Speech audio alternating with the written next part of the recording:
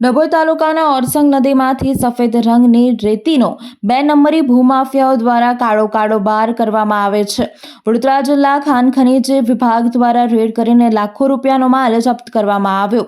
ખાન ખનીજના અધિકારીઓના ગયા પછી 2 નંબરીઓ દ્વારા નદીના પટ પર 2 નંબર ખેતીનું ખનન ફરીથી શરૂ કરી દેવામાં આવે છે। ડભોઈ તાલુકાના કરણેટ ભીમપુરામાં 2 નંબરી રેતીમાં ખાન ખનીજ વિભાગે દરોડો કરીને 80 લાખનો મુદ્દા માલ જપ્ત કર્યો છે।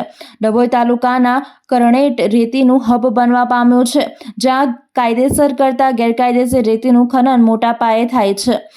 કરણેટની ઓરસંગ નદીના સફેદ રંગની રેતી સોનાના ભાવે વેચાય છે, જેને લઈને બહુમાળી ઇમારતોમાં ઓરસંગની સફેદ રેતીની માંગ જોવા મળે છે, જેને લઈને મોટા શહેરો અને ઓરસંગ નદીના સફેદ રેતી જોવા મળે છે અને ખાન ખનીજ વિભાગ દ્વારા ચોમાસા દરમિયાન રેતી ખનન પર રોક લગાવવામાં આવી છતાં ભૂમાફિયાઓ કાયદાને નેવે મૂકીને ઓરસંગ મૈયામાં બેફામ રીતે ખનન કરી રહ્યા છે।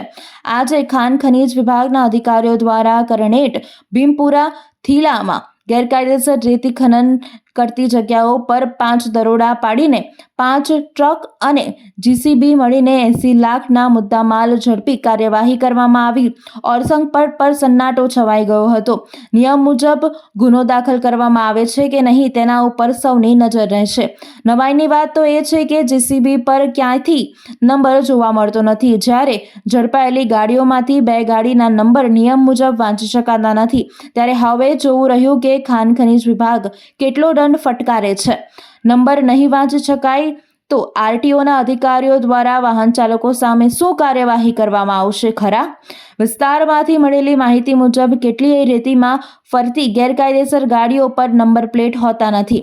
કેટલીય ગાડીઓના નંબર ભૂતિયા હોય છે, જેના પરથી કોઈ કર્મચારી કે અધિકારીના દોરી સંચારથી આ ગાડીઓ દોડતી હોવાનું જોઈએ તેમ વાહન ચાલકોમાં ચર્ચાઈ રહ્યું છે। વડોદરાના સમાચાર જુઓ તથા આપણી ચેનલને સબસ્ક્રાઇબ કરો અથવા સંપર્ક કરો।